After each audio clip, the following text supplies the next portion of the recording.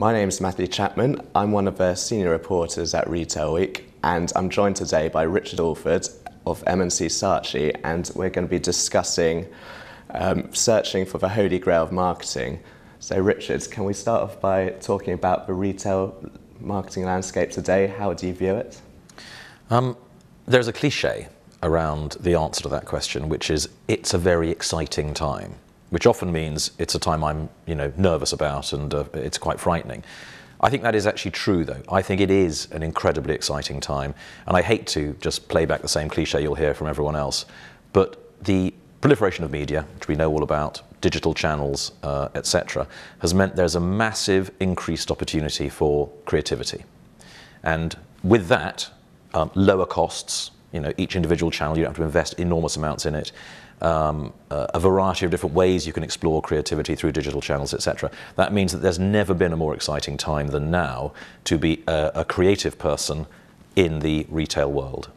Okay, so do you expect us to see a lot more creativity then as a result? If everything was equal, I would say yes.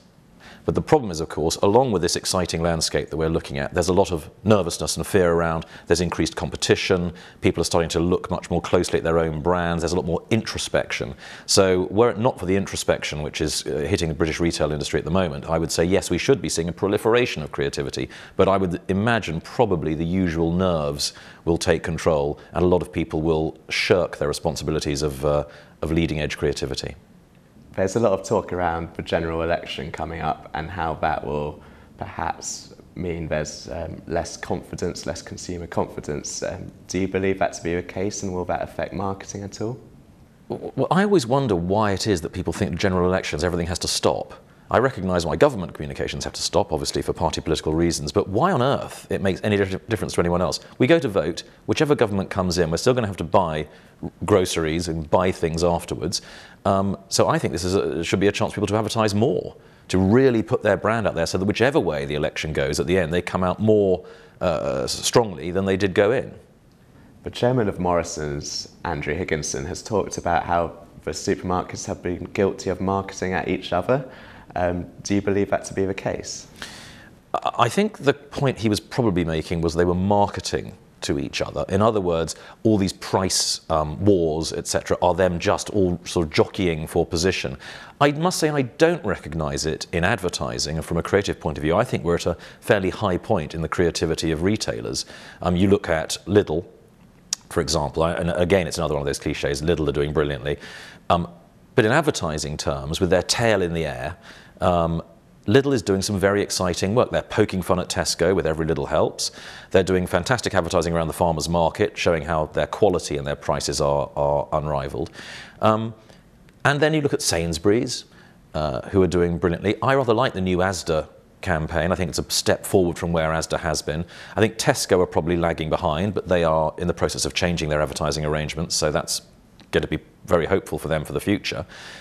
So I don't recognise that. I can see it perhaps if you looked from a chairman's point of view at the overall marketing in supermarkets, but I think from an advertising point of view, no, they are doing brilliantly. Disruption in the market is always a very good thing, and I think low-cost retailers coming in and shaking the tree has meant that the sort of heritage retailers, the big four, have had to look again at everything they do. And at their creative work and at their advertising, and decide whether or not it's hitting as hard and creating the impact that it really should. And I think having looked at it, they've probably decided it isn't. They've got new, vigorous, young, muscular sort of competitors. They've got to do better, and I think they've been forced into it probably by the arrival of the low-cost retailers. You talk about the holy grail of marketing, so can you explain what is the holy grail of marketing? Well, I've got the answer. Okay. And I hesitate to give it away now because it'll mean no one will bother attending the masterclass. But it is very simple, and I can give it to you in a single word. And there's numerous reasons why this doesn't happen, this word. But the word is impact. And everyone goes, oh, duh. Yeah, of course we know we've got to make an impact. But there is an extraordinary statistic, which is that somewhere between 70 and 80% of advertising ends up not working. That is to say, not fully achieving its goals, being quickly forgotten, having been an expensive failure. And our view and my view is that that is because they didn't make an impact. And an impact doesn't have to be a, punch to the jaw. It can be the impact that a good book has on you, the impact a great film has on you, the hairs on the back of your neck go up, all of those sorts of emotional reactions. And if we can identify impact as the absolute holy grail, which I believe it is, then the questions we need to ask ourselves are, how do we achieve impact? How do we do strategies that lead to impact? How do we ensure impact remains in the creative work and doesn't get knocked out from the process? So processes that foster impact, and so on. And I think that is probably the one thing that everyone forgets when doing advertising and communications, particularly in retail, which is the only goal to begin with is you've got to make an impact. With all these new chief executives coming in, do you think that will create an environment which fosters more impactful marketing? I hope so, and I believe so, because the new generations of leaders are not just, they're not just from the sort of finance department. They're not just lifers from these organizations. These are people, marketing experts, the case of Dave Lewis, coming in from the outside and bringing marketing expertise and bringing an understanding of the power that marketing can have, which is why I talk about impact. For too long, the real sense that you can change things with your marketing, you can change the fortunes of your business, has been forgotten. And I think that's something we need to get back. And I hope the new generation of leaders will bring that confidence.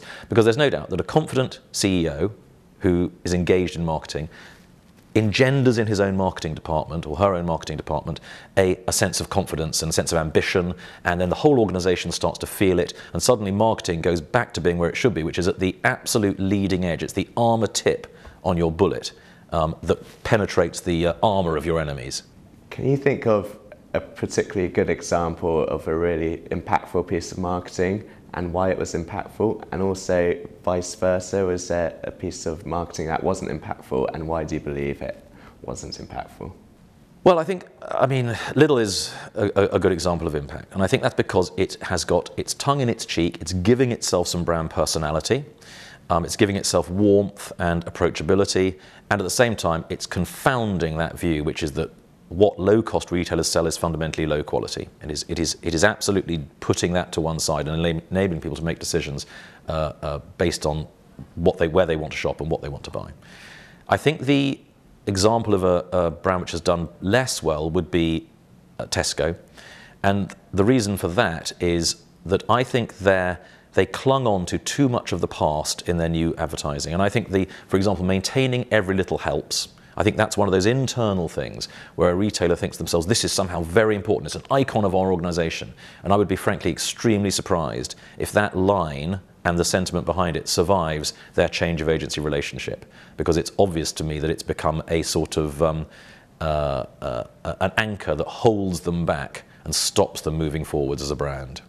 Okay, so then do you believe that Tesco should have dropped its every little helps strapline? Well, I think the line in itself isn't, I suppose, the issue. It is that the line stopped the agencies from thinking completely afresh and creating new relationships with consumers and creating a new landscape for the marketing. Because you were constantly, everyone was constantly thinking, well, this is the holy grail, this line, we mustn't change this. And I think that probably psychologically meant that people weren't as brave and as forward-looking as they could and should have been. And finally, Richard, what conclusions can we draw about the opportunities around marketing today?